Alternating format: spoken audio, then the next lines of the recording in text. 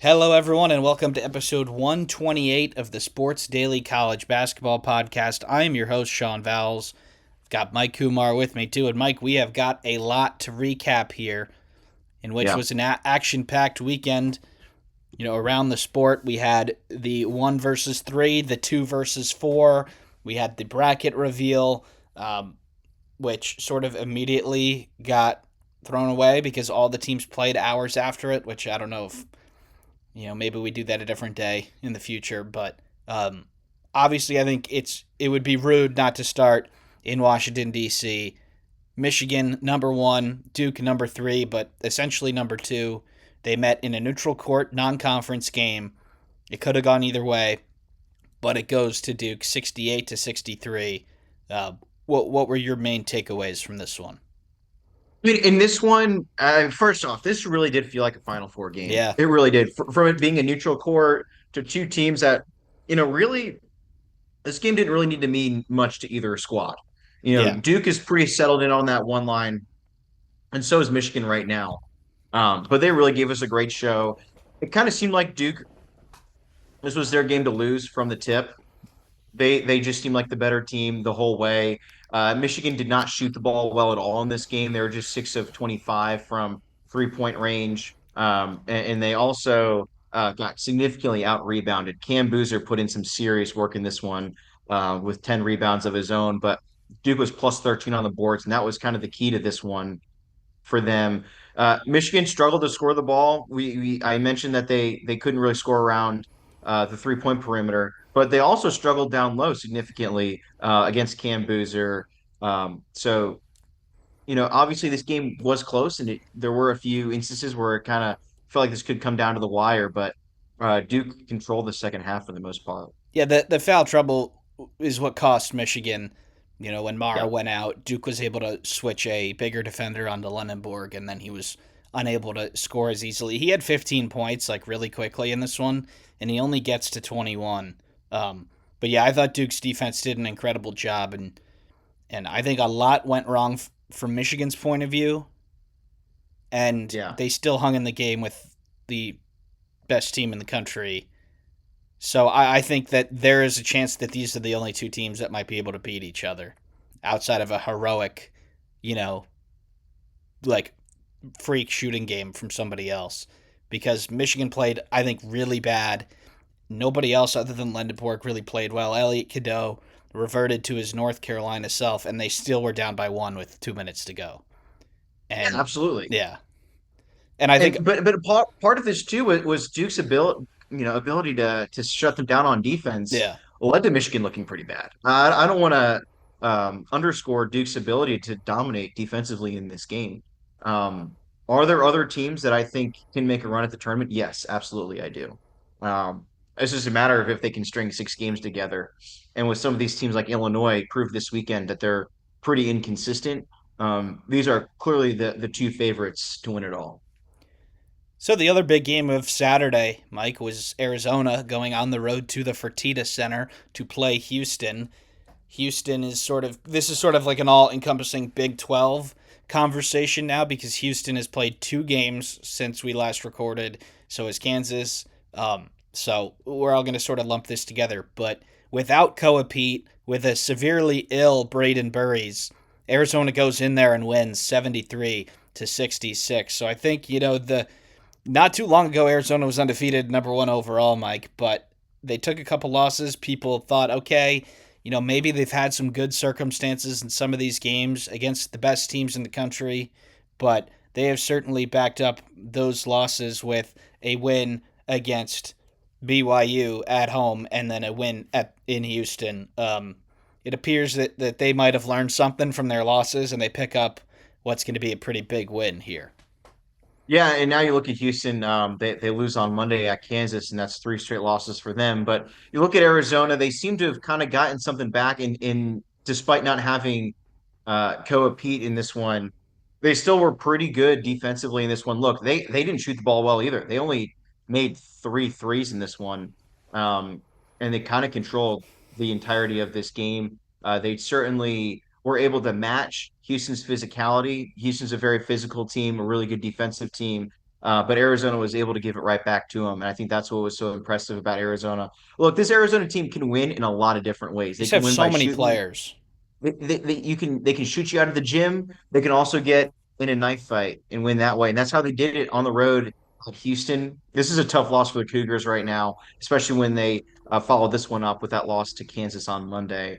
Um, I don't know if since they've joined the Big 12, they've had three straight losses. They I think this is probably a first. 2017 Um, was the last time they yeah, did that, and 9 years ago. that was like a team that was a 6 seed, I think. So different level in terms of Arizona, Mike. They just seem to get like high level performances from different players every game. I don't think we know who their best player is, and in some No, I mean, instances that's a bad thing, but I don't think so in this case.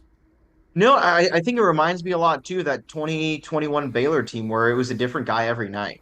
I mean, look, if you had to say the top player on this Yeah, team, probably Bradley is the most probably consistent. Jaden Bradley. Yeah, But with that being said, Braden Burry's in elite freshman talent in Koa Pete as well. I mean, there's so much talent on this Arizona team, and there's experience, there's youth. And I think that's really important to building a successful team. That's why, Sean, at the very beginning of the year, we thought this was going to be a really special basketball team. and I looking back on that, I was looking at that short, Mike, which did pretty well, where we predicted that they'd be the one or two best, first or second best team in the Big 12, and that obviously did pretty well because it came true. But like, of course they are. Like Burries is a great freshman, like you said, but he's sick. He plays. He doesn't really, assert himself like he can. It doesn't matter. They still go on the road and win at Houston. Other teams, Yeah. if their best player doesn't show up, they're going to lose, and Oh, that yeah. is that is not the case for Arizona. I mean, if Cam Boozer doesn't show up for Duke, they're not a Final Four team. Well, Duke's a great team luckily still. he has almost every time. So Yeah, yeah, exactly. Yeah, but but it's different with this Arizona team. It really is. and Mike, let's go to the Kansas Houston game first before we talk about Houston. So Kansas, after sort of getting punked by Cincinnati at home on Saturday, the largest loss to an unranked team at home under Bill Self. They bounce back with a suffocating defensive performance. They win 69-56 over Houston. What are you taking away from Kansas here, Mike? They look great in one, they look really bad in the other. Yeah, Where are you going with Kansas? I mean, and part of it too is against Cincinnati. Cincinnati made everything, And and it clearly they've discouraged been Kansas. Cincinnati's a great defensive team that have been really poor offensively. You see a couple shots go in, it's hard to Yeah, score on you, it, and things dominoed. and I think part of it too is like this is a very young Kansas team. Flory Badunga said after this game that maybe his team wasn't ready for this. Bill Self refuted that claim, said that that wasn't true. But with that being said, um, clearly this Kansas team has a lot of inconsistencies going on. Inconsistencies don't win in March, but if you catch a hot streak, you never know. We've seen that before with UConn and Kemba Walker and Shabazz Napier on separate occasions. But at the end of the day, I think the big part is can Darian Peterson perform for 6 straight games in March? And And who knows? There were a lot of people that kind of criticized his effort during this game against Cincinnati. I think there are people getting a little overzealous there. yeah, there's a lot of things to I complain about him. I don't think that was one of them. Yeah, I think that was kind of crazy. But with that being said, it's a very inconsistent Kansas team that lacks senior leadership, and I think that's kind of what shows in the inconsistencies with this program. Because when they're at Allen Fieldhouse, they can beat anybody in the country, and it's without a shadow of a doubt. They can beat Michigan, they can beat Duke, they can beat anybody. Um, but when you get in these neutral court games in March, I don't know if that's going to be the case. And I do think, Mike, that there was a little bit of a change in game plan yesterday, and I know it was short rest, but there's a reason why Bill Self is 42-0 on Big Monday because that usually comes off of a game on Saturday and short rest, and Yeah, they've just been able to wear teams they're good down. at that. Houston's offense is a category we can get to later, but I thought Peterson, obviously tried to push the envelope against Cincinnati. They were caught in a close game against a team that they probably didn't think was going to be in a game with them. And they were kind of just like, all right, 5 seconds left on the clock, give it to Peterson. He throws up a bad shot. It doesn't go in. Like, it's not really his fault.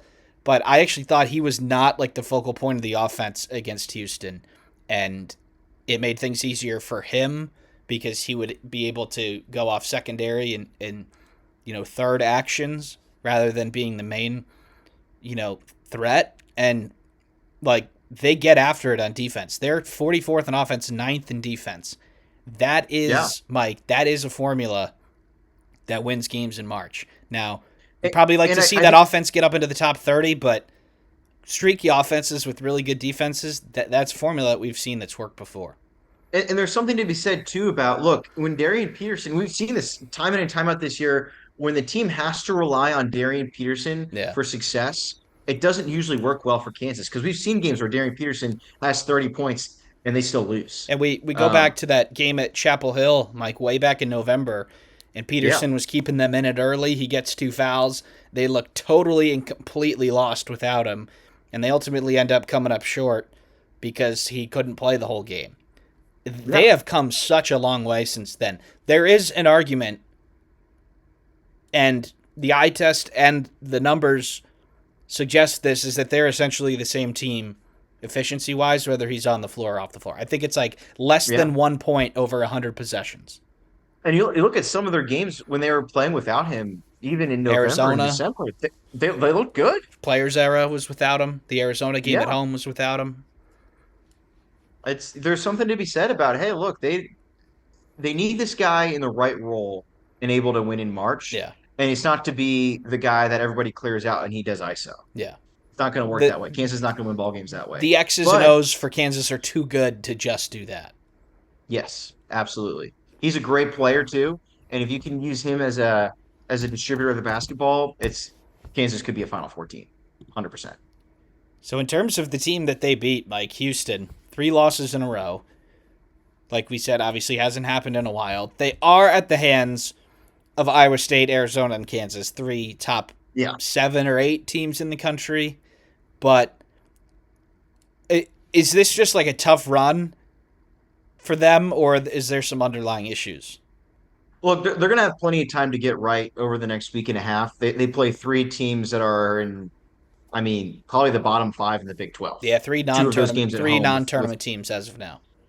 yeah, exactly. And it would take pretty much a conference tournament victory Did for any of Oklahoma those. State win today? Oh, they did. Okay, so maybe not like a total next 4 out ish Oklahoma State, Yeah, but it would yeah, still take a miracle for Okie State to get in. yeah. But regardless, when you look at the standings in the Big 12, three of the bottom five teams, they've got plenty of time to get this right. Two of these games at home. Look, they played three Final Four teams Yeah, at their best. All three of those teams 2 of them are comfortably away. in the Final Four. Yeah, Yeah, and the Iowa State game that was tight. I think the concern for me really was that Saturday game against Arizona. Look, you're going short rest. You got to go up. They had to fly up to Kansas on Sunday, get a quick shoot around, and then get ready to play on Monday. That's a tough place to do that, and I didn't necessarily expect them to to really compete in that game. and like But I think Arizona was a concern. they probably should have beaten Iowa State. They sort of got 3-balled there at the end. Like they were winning the whole Yeah, time, and then they hit a couple threes and lose. But in terms of the numbers, Mike, they haven't been as great defensively the last 3 games, pure points per possession wise. Now, if you adjust for the difficulty of the opponent, it's about the same. I don't think they've been good enough offensively. And look, they've yeah, played 3 elite defenses here. So, but 1.14 points per possession, 1.02, and then just 0.86. Like this team early in the year, Mike, we said took a big jump offensively. I saw it in person when they shredded Arkansas, and 1.28 points per possession there. They put 1.46 past Arizona State, 1.32 past Texas Tech. They're yeah, they aren't scoring as much, and then they're playing some better offenses too. So their defense is still solid, but not amazing, as we know it yeah. is. So I think it's just sort of everything might be going wrong, and they're still in the game with Final Four teams. So I don't know. I think they're going to win these next 3, and then I think we'll forget about all about this when the Big 12 tournament rolls around. I think there's a good chance, but like you said, to your point, they've scored over 80 points or more. Last time they did that was a month ago. So they've played a month of games, winning in the 60s and 70s, and then obviously losing a couple there. So they definitely need to find some stuff offensively if they're going to be able to make a deep run in March. But I think they still definitely have the tools to make that happen. And they don't play high possession games, Mike. And I've got their Torvik page up here, and it shows it. They've been under, they've been in the low 60s most days. They got to 76 against Kansas State. That was the game after the Jersey 6 a.m. practice gate. So I think Kansas State just wanted to run up and down. But I think maybe this is something that if the offense is not scoring, maybe get the tempo up a little bit. I mean, 58, 65, 65 here. That's not a lot of possessions. If you're struggling to score, maybe getting the tempo up a little bit. You know how great they are rebounding. Yeah, you might give up a couple more points on the other end, but especially if you're not making shots, like I think raising the tempo for Houston here might be in their best interest. Now, let's see where they rank in terms of tempo over the season. They're 353. So how about that? There are 12 teams in Division 1 that are slower than them. So Yeah, I mean we've that's not seen it. many. We've seen it with Michigan State over the years. Like if you don't run the cleanest half court stuff, which they don't, like, and you're not making clean looks, try and get layups and transitions. So, and I think they might be able to try that a little bit here with who they've got up in the next three. But I don't think that they really.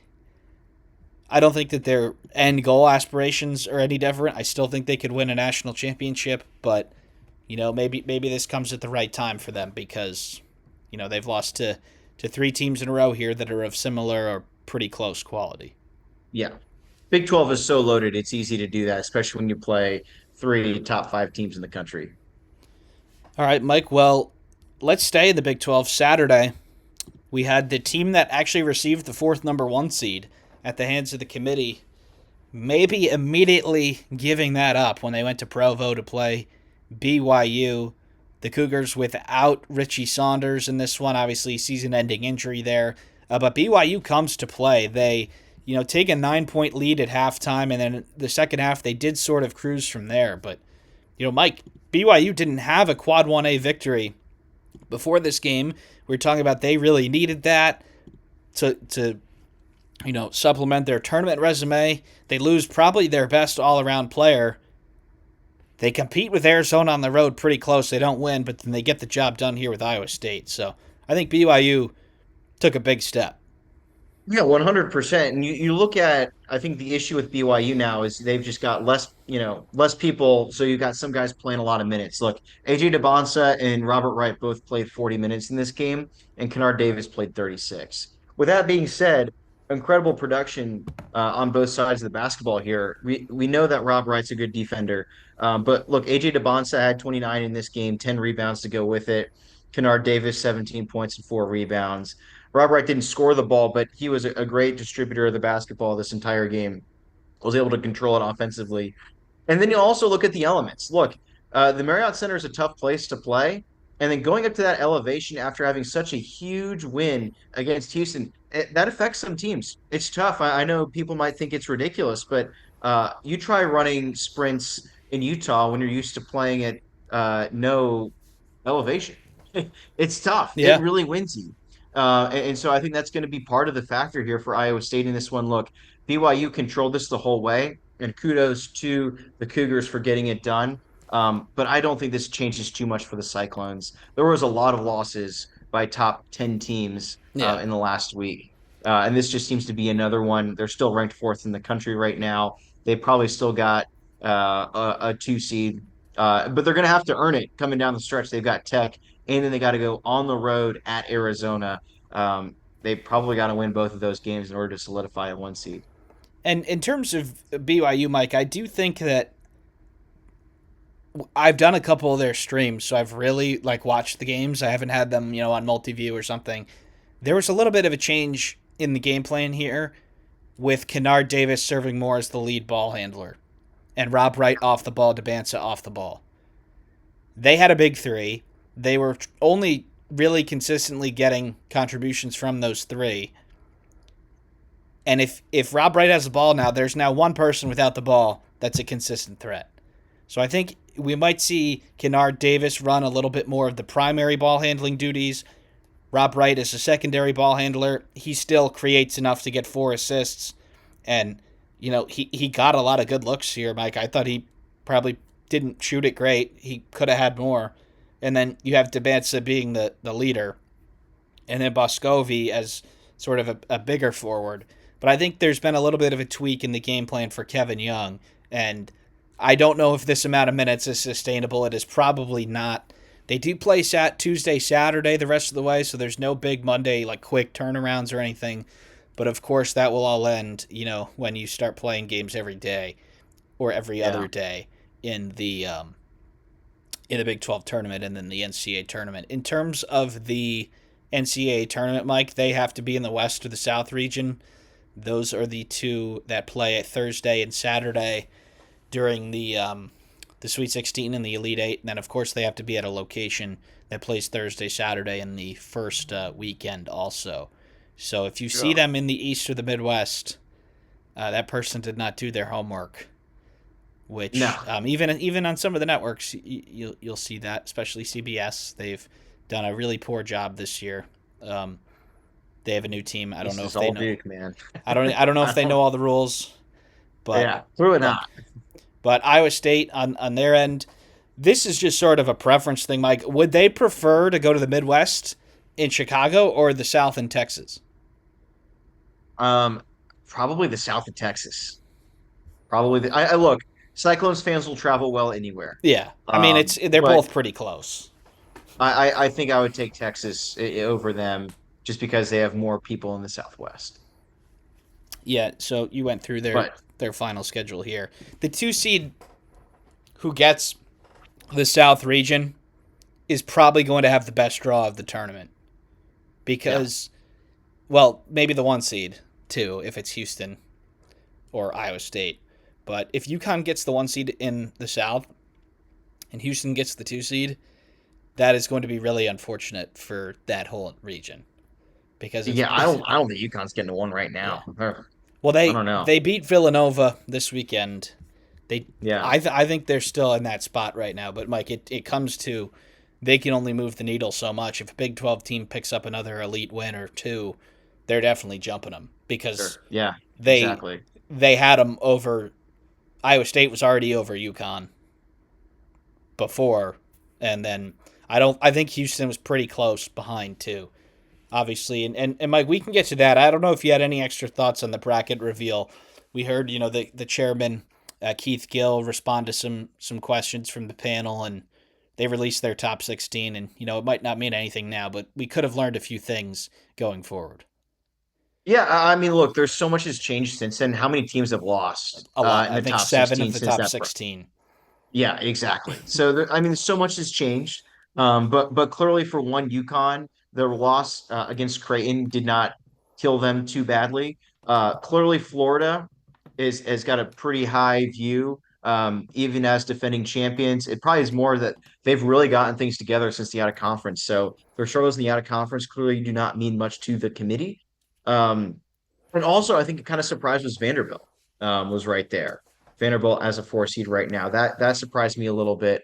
But Vanderbilt had another fake comeback on Saturday. They weren't able to get the job done. So The um, SEC, and I can bring up the bracket now, Mike. The SEC mess, I'm going to call it here on the 4 and the 5 line between yeah, Tennessee, Arkansas, Vanderbilt, and Alabama is going to get really messy and hard to figure out who's going to go on top. I put Tennessee on top right now because they beat both Vanderbilt and Alabama on the road and lost to Arkansas. They've all sort of beaten each other, but I thought Tennessee with 2 road head-to-head wins got the nod. But that is something to look out for here. St. John's also played Alabama, so there's a head-to-head there. St. John's may have lost to Arkansas too. So there's a lot of head-to-head in this mess. And, Vanderbilt was there with the committee, but obviously, and then they mentioned that Arkansas and Alabama were just behind. They played that, awesome double overtime game a couple days before. and it is so close in that spot. I think there is a little bit of a drop off after the 5 seeds in terms of Yeah, after that, but that is just something I had to throw in there because that second tier of the SEC, basically everybody after Florida, they are so close there around that. One of them will probably get a protected seed, and then the other few will be playing, in some dangerous 5-12 matchups. absolutely. And you look at the 12 seed, there's so many good mid majors this year, Yeah. really all the way through 15. I think this might be the best 15 line we've seen in years. Well, all of them have to Probably since win. we had a couple. Yeah, Yeah. probably since we had two of them win one year. But you look at Navy's looked really good. Austin P, my local team right now, they're looking really good right now. They keep winning games, some crazy fashions, but a lot of good teams on this, really the 12 through 15 line. I And think could provide some entertainment. I think, Mike, we talked about the lack of upsets in past years. That might actually come down to whether these favorites can win these mid major leagues. Yeah, What 100%. obviously the matchups in the round of 64 matter too, but if you talk about, one of those 12 seeds getting knocked off, well, that means everybody moves up one. That's an easier game for the team below them. Now, a lot of Yeah. mid-major leagues have changed their tournaments that like incredibly benefit the teams at the top, like the West Coast Conference bracket. Don't know if you've seen that. It is basically a straight line. The 1 and the 2 seeds get all the way into the semifinals, Yeah. and Yeah, they've always been and that way. and other leagues are starting to do that a little bit too. I think because they want to send their best team, and Yeah. obviously, I saw it firsthand with the MAC when St. Peter's won a couple of games. Winning a game for those leagues in March changes the It's life-changing. outlook of every single program in that league because the team gets half of it and then the rest of the league splits it between Yeah. themselves. But that is probably why I think you're seeing a little bit more, these tournaments favoring the higher seeds. And honestly, it's probably fair to them too because they played better during the regular season. And if it all comes down to the tournament, they put in the best regular season, they should probably have the easiest path. So, 100%. might not make for the most interesting, conference tournaments there. But I hope that at least those 12 and 13 seeds, I hope that they can win because Stephen F. Austin could 100% win a game on the 13 line. 100%. But, if, And so could South Florida and UC Irvine. yeah. You know, look out. We've got a great 12 and 13 line. But if, a bunch of them lose and let's say Navy and Austin P are all the way up on the 13 line, maybe Yeah. not. But yeah, I think the 15 line is really solid. The 15 line is averaging like 175 in the country right now. So if you think Yeah. about it, that's, Maryland and Rutgers. I just know that from the Big Ten. That's Maryland and Rutgers. Rutgers took Yeah. Michigan State to overtime. So um, potentially we could be seeing some upsets in the tournament. All right, Mike, we had another game that you mentioned earlier in passing. UCLA coming off of all the antics from the previous week. They're hosting Illinois. Illinois just coming off of a 36-point win against USC. They look like they're rolling. Cronin comes into this game semi-apologetic, apologized to his player, wanted a response from his players, and at first he didn't get it. Yeah. Illinois was up 33-10 in this game. UCLA brings it all the way back to 7 by halftime, and then they force overtime. Donovan Dent goes the length of the floor with 4 seconds left and throws it off the window and in for the win. What a shocking result this was for the Bruins. Yeah, this was surprising, especially after the start of the game. Look, things started to turn around a little bit when Keaton Weiler went to the locker room with an apparent shoulder injury, and he certainly was not the same player when he came back. And I think that we kind of started to see, how Illinois loses in March, right? And part of it too is, look, this is a good offensive team, but Illinois missed 29 3-point attempts in this game. They were missing them, and they just kept shooting them. And where Illinois is at their best is when Kylan Boswell can drive and dish or drive and go to the lane. He's one of the best driving point guards in the country, maybe even the best. So when Illinois needs to get him down the lane when they're most effective on offense, unfortunately, you've got too many guys like the Avicic brothers, Hummer Kaus, and even Stojakovic. They're just hanging out, chucking up threes from behind the arc, and it doesn't work. And that was a big issue, I think, for Illinois in this game, missing 29 3-point attempts. They were able to fight it back, got the lead with 4 seconds to go, and then let UCLA dribble the entire length of the court. UCLA sets one really good screen at midcourt, but is able to pretty much get to the rim uncontested, Sean. And that's another big issue with Illinois is they could be defensive struggles. They struggle significantly on the defensive end. And they've got bigs, and their bigs are talented, but they got to use their bigs the right way, and they've got to get Boswell down the lane. That's how Illinois is going to win. This is a way to get them to lose, get them outside their comfort zone. And after all that, Mike, I do agree. I don't think their shot selection was the best. They still had 1.3 points per possession. That Yeah. should They have got a been lot of enough. rebounds. That should have been enough to win the game. Plus 16 on the boards.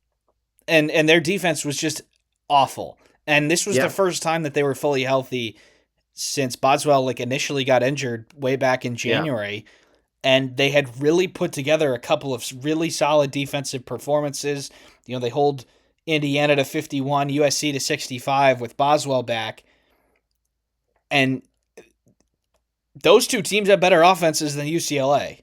And they Yeah. were able to get a lot of easy shots. It does go back to the defensive philosophy for Illinois. At times they can get ISO'd. They don't typically help a lot. They don't send two. They don't double. And I think that you get a little bit of a team with an edge that can play tough, and this can happen. I mean, to be fair, everybody for UCLA that played meaningful minutes had a great offensive game. But Sure. on the other end, that's because the defense was so bad. Yeah. And that's the thing is how many open looks did UCLA have in this game? I mean, it was just crazy, Yeah, Sean. And in Illinois, a lot of I think some of those issues also came from rebounds from threes. It seemed to go either way with these missed threes. One would be an offensive rebound, but the other was a long rebound to a defender, easy kick out, getting an easy bucket for UCLA. That happened way too many times for the Illini. And that's why I think a lot of this comes back down to shot selection for them, getting better shots so that they're not letting UCLA get back in transition and get some easy buckets. and then in terms of some other games on Saturday, it keeps sending me to Tuesday, Mike, here on the tab, so I keep having to go back. We had that Yeah. head-to-head victory, Tennessee over Vanderbilt, like I said, um, and then yeah, I mean, I think that's pretty much it for Saturday. St. John's bounced, took Creighton down by a lot. And then in How terms about that of UVA Miami game though? and That was this a good game. this was just a high quality basketball game, Mike. And let me find it here on the computer. That is one that we should talk about here. Um, yeah, so these two teams very solidly in the tournament. Miami takes their sixth loss here, but Mike, I thought they provided a pretty decent account for themselves here. They had the lead, they were just unable to get across the line. But Jai Lucas has this team playing extremely good basketball, and if they had had a little bit more respect going into the season, I think that they're easily ranked right now. Yeah. And they're 21-6. Like, he's done an amazing job in year one. And then on the other hand, Mike, the other coach in this game is also in year one. Ryan Odom and his Virginia team have 3 losses, 4 quad 1A wins. These are two teams that are playing really good, and luckily for the Cavs, they just got across the line. Yeah, and I think to your point, I think Jai Lucas would be a lock for ACC Coach of the Year if it wasn't for Ryan Odom. No. Both teams have had such dramatic improvements since last year and have completely turned their programs back on the right track. Look, this game was really it was ready to go into overtime until a foul at the end of the game, I think. Yeah. Miami fouls Virginia with 3 seconds to go from the behind the 3-point line. The Cavs make all three and they take care of business. The rest is history. And that's really a shame for how this game ended, which was a really good game. And look, Miami's going to have to get better at their execution coming down the stretch, especially playing defense on that last possession. But at the end of the day, this is a team that is so much better than we've seen in years past. Look, they've got 4 very winnable games coming down the stretch. They've got Florida State currently ongoing. That game will go final by the time this is posted. But then you've got Boston College at SMU and Louisville. This team could absolutely find its way into a I think should find their way into a top five seed in the tournament. And in terms of Miami, Mike, like I don't mean this as like an offense, but I don't think they have like a great roster.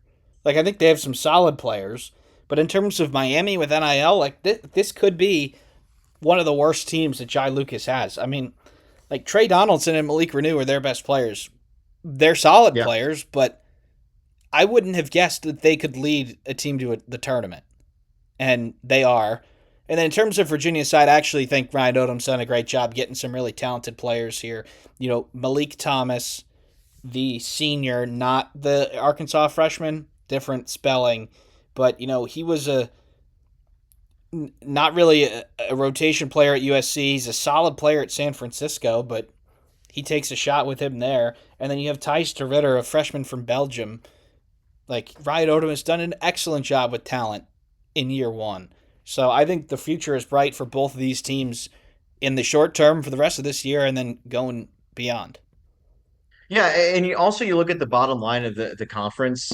This is really good for the ACC. The Yeah. ACC has really struggled the last couple of years to get talent that isn't named North Carolina or Duke, and especially this year with how good Duke is. It's good to see somebody else pulling their weight in the conference, and I think there's a couple of teams that can actually make a little bit of a run. I don't. I'm not saying that either of them are going to be in the Final Four or in the national championship game, but look, if the ACC can get a couple of wins in March that aren't at the hands of Duke, like the trajectory of the conference looks significantly better that way. So I'm really happy to see both of these teams playing at such a high level. And they actually have done fairly well in the tournament the past couple of years, Mike, even probably since we've been doing this. They've overperformed in the tournament With the exception of last year. Yes. because Yeah. their league has stunk and they've been probably underseeded a little bit and sort of, they're just a solid league this year. And that Yeah. second tier, like you said, is really pulling up this conference. And, we talked about how bad the expansion was for them early on. Those three teams are all in the top half of the league. Stanford, Cal, and SMU. And then we obviously had Yeah. SMU win a football conference title or runners up to Clemson last year. And then they were very close this time around.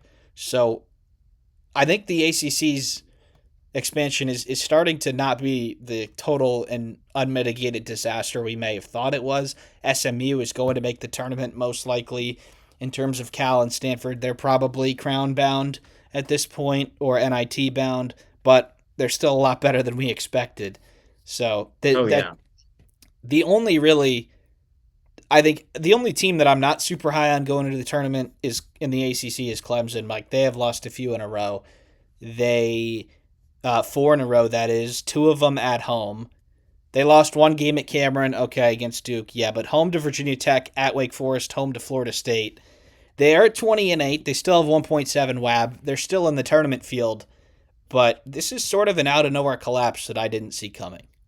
Yeah, four straight losses for a team that started winning 10 of their first 11 in conference. It's not going to get much easier for them. They've got Louisville and they've Well, got at UNC. one can argue Um, this was an easier stretch here. Three non-tournament teams in four. yeah, No, this is not good for Clemson. And realistically, if they lose to North Carolina and Louisville, kind of like I expect them to, yeah, hey, welcome to the bubble watch, man. I mean, look, there'll be 20-10, and they'll be 10-7 in conference. So maybe that's being a little bit dramatic, but they're definitely not going to be a top five seed like we at one point thought they could be. Look, Georgia Tech is probably not going to be a gimme game for them either. Georgia Tech has nothing to lose going in and the last game of the season. that is They're in going to last be place. quad four, Mike, as it Yeah, stands. If they're dangerous. if they're headed a quad four home game off of six losses in a row That's a at 20 dangerous and place to 10, be. they don't have a quad 1A win. Like they're still like mid to high 30s in their numbers, but yeah, it is slipping fast here. If they can just halt it with one of these victories, then they'll be okay. But yeah, I mean, we might have a rather unlikely entrant to the bubble here, and Yeah. I think these games I've watched some of them. I watched this Florida State game. There was no way they were never like going to win that game.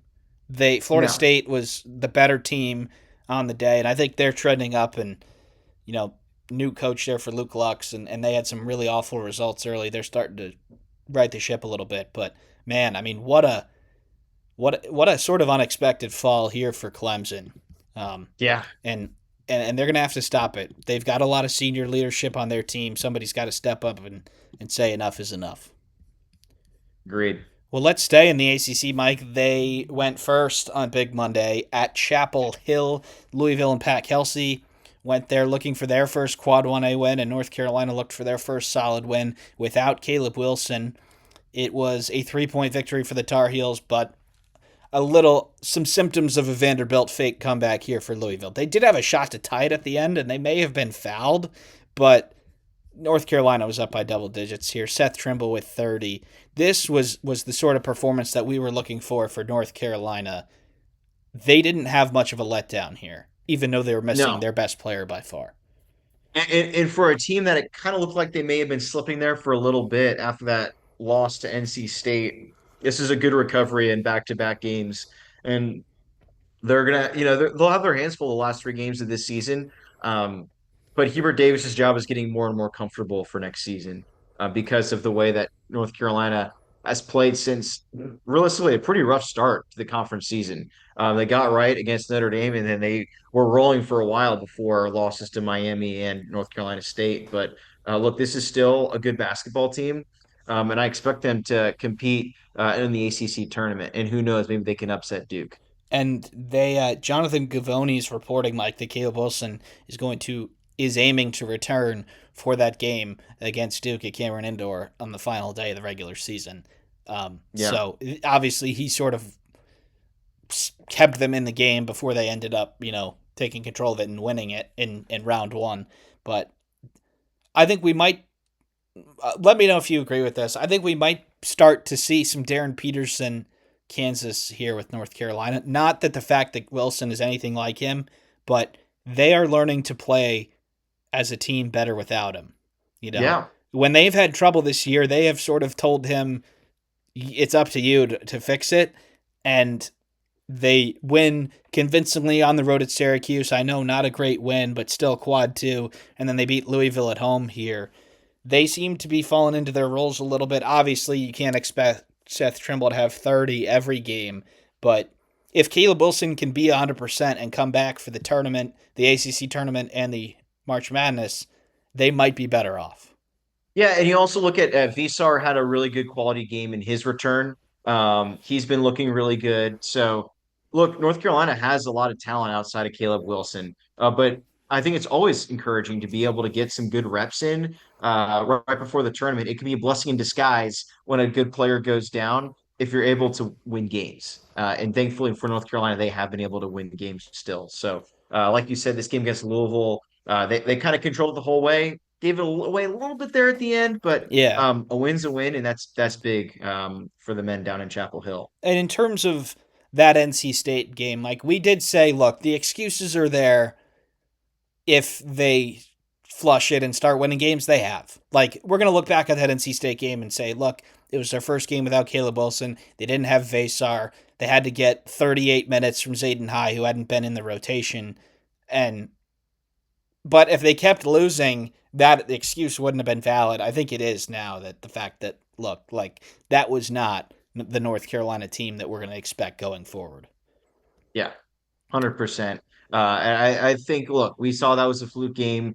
People have fluke games in the middle of the season, and it happened especially against a rival. So, look, North Carolina, I think they've got a good thing going here. And Mike, I think we'll wrap it up here. We did start recording a little bit late because my team took an unfortunate loss at the hands of Chris Collins.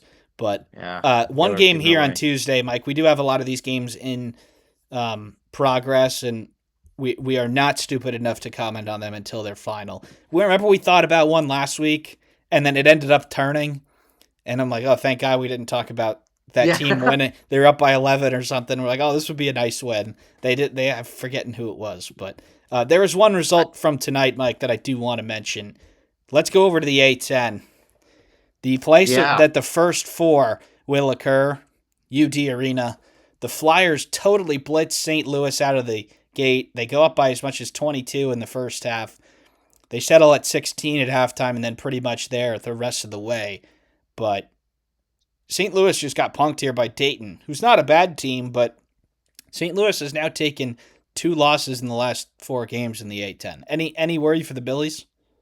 Yeah, 100%. I got worries Yeah. for the Billies here. You look at two big losses. URI is really not the greatest team in this conference, and then you follow that up. Look, VCU was a good win. They had a great second half in that one, a bad first half, but you thought maybe they had it together, and now you're thinking, maybe the second half was just a fluke.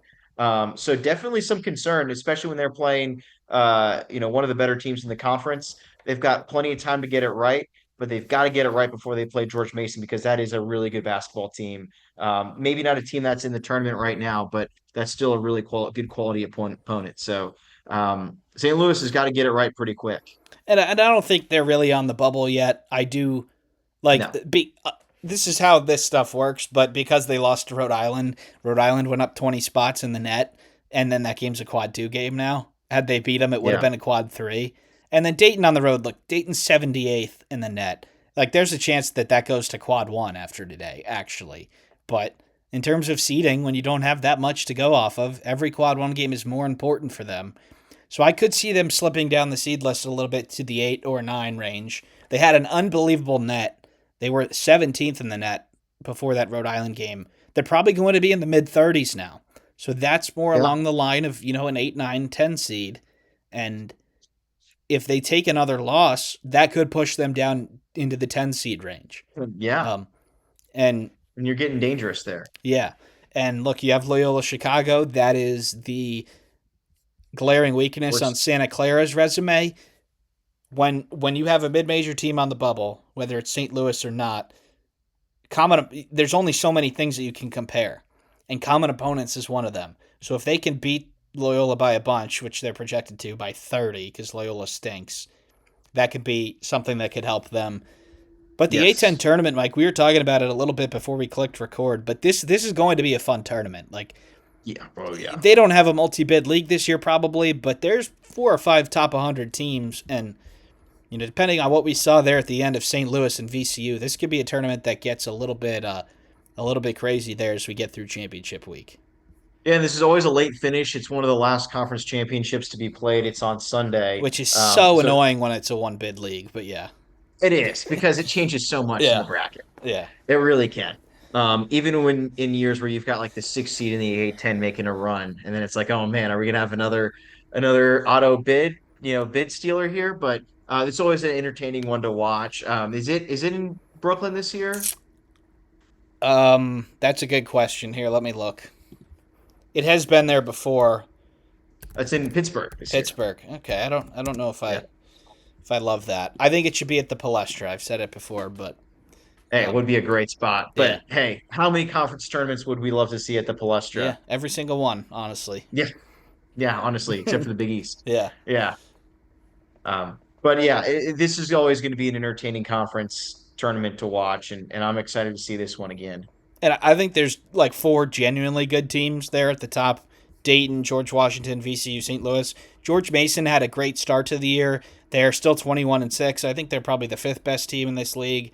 Analytically, they haven't they have sort of fallen off because they were 21-3. Now they've lost 6 in a row, but there's probably 5 teams that I could see playing for that championship game on Sunday, on Selection Sunday, and I believe it's like they start, or no, usually the Ivy League starts first, but I feel like I've been watching that game alone at times in years past, and it should be a pretty good one there in Yeah, Pittsburgh. absolutely. I'm excited for that one. But in terms of what's ahead, Mike, there are 3 games in the next 3 days that I want to preview, and then we'll wrap it up. I'll be streaming all of them on here, so please check it out. We've got the Big East rematch tomorrow. St. John's goes to the People's Bank Arena in Hartford to play UConn. St. John's won the first meeting there. Probably the only opportunity the rest of the way for these teams to move the needle in terms of seeding, unless, of course, they meet in the Big East tournament. But what are you looking forward to in this one?